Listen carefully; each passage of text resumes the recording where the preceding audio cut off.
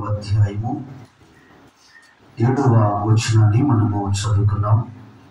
అపోస్తలుడైన పౌలు గారు కొరింథీ సంఘమునకు 2వ పత్రికను ఆయన రాస్తూ 8వ అధ్యాయం 7వ వచనంలో, మీరు ప్రతి విషయములో అనగా విశ్వాసమందును, ఉపదేశమందును, జ్ఞానమందును, సమస్త జాగ్రత్త యందును, మీకు మా ఎడల ఉన్న ప్రేమ యందును ఏలాగూ అభివృద్ధి పొందుచున్నారో అలాగే మీరు ఈ కృప యందు కూడా అభివృద్ధి పొందినట్లు చూచుకొనుడి. కాబట్టి పౌలు గారు కొరింథీ సంఘమునకు ఈ పత్రిక రాస్తూ 7వ అధ్యాయములో ప్రతి విషయములో, మీరు ప్రతి విషయములో అని ఆయన 7వ వచనాన్ని ప్రారంభిస్తూ మరి ఇక్కడ కొన్ని వచనాలు ఇక్కడ ఆయన తెలియజేస్తున్నాడు. విశ్వాసము, తర్వాత ఉపదేశము, తర్వాత జ్ఞానమందు, సమస్త జాగ్రత్త, ప్రేమ, మరి ఏలాగూ అభివృద్ధి పొందుచున్నారు. కాబట్టి ఈ ఉదయకాలపు వేళ మన యొక్క ధ్యాన అంశము ఆత్మీయ జీవితంలో అభివృద్ధి. ఆత్మీయ జీవితంలో అభివృద్ధి.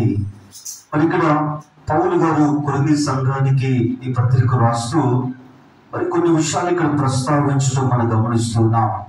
మరి ఇందులో మొట్టమొదటిది విశ్వాసం.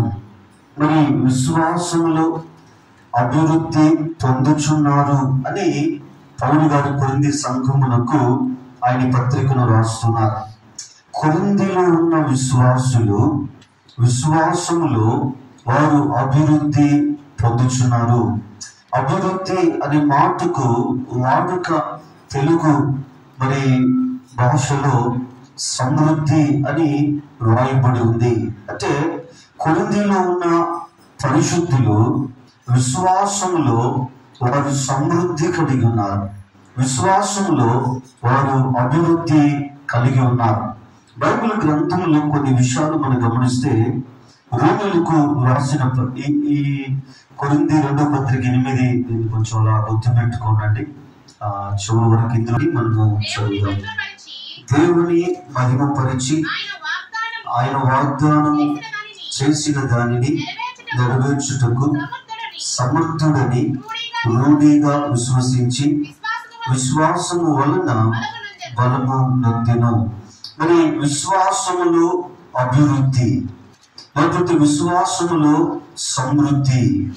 మరి విశ్వాసములో అభివృద్ధి మరి బైబిల్ గ్రంథంలో మరి ఎవరిని మనము ఒక ఉదాహరణగా తీసుకోవచ్చు అంటే, మరి ఇక్కడ మన పితరుడైనటువంటి అబ్రహాము గారిని మనము మరి విశ్వాసములో అభివృద్ధిని గురించి ఒక చక్కటి ఆయనను మాదిరిగా మనము తీసుకోవచ్చు.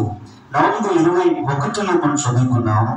ఇప్పుడు రాయబడిన మాట, విశ్వసించి విశ్వాసము వలన బలము నొందెను. విశ్వాసము వలన బలము నొందెను. మరి ఇక్కడ అబ్రహాము గారికి దేవుడు వాగ్దానం చేశాడు. వాగ్దానము చేసిన వాడు సమర్థుడు అని విశ్వసించాడు. విశ్వాసము వలన బలము నొందాడు. మరి ఇక్కడ దేవుడు అబ్రహాము గారికి వాగ్దానము చేసినప్పుడు అబ్రహాము గారి యొక్క వయసు 75 సంవత్సరాలు. అబ్రహాము గారి జీవితంలో వాగ్దానమును దేవుడు నెరవేర్చినప్పుడు అబ్రహాము గారి వయసు 100 సంవత్సరాలు. మరి 25 సంవత్సరాలు మరి అబ్రహాము గారు మరి విశ్వాసము వలన ఆయన బలము పొందాడు అని లేఖనాలు సెలవిస్తూ ఉన్నాయి. దేవుడు వాగ్దానం చేశాడు, దేవుడు మాట ఇచ్చాడు. మరి 1 సంవత్సరం అయిపోయింది, 2, 5, 10, 15, 20 ఇంచుమించు 20 సంవత్సరాలు అయిపోతున్నాయి. అయినా అబ్రహాము గారి జీవితంలో ఆయన విశ్వాసము ఎక్కడ కూడా బలహీనపడలేదు. ఆయన విశ్వాసంలో ఎక్కడ కూడా ఆయన మరి అపనమ్మకం, ఎక్కడ కూడా అవిశ్వాసం, ఆ గడిచిన 25 ఏళ్ళు ఎక్కడ కూడా అవిశ్వాసం అబ్రహాము గారి జీవితంలో ఆయన రానివ్వలేదు.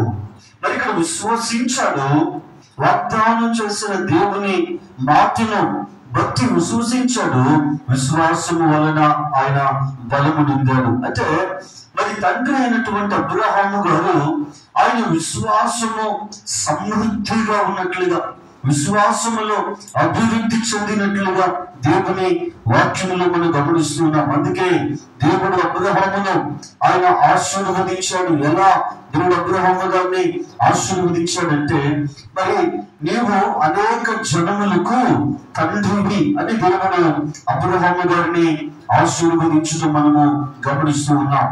లూకా శుభవార్త 9వ అధ్యాయము, లూకా 9వ అధ్యాయము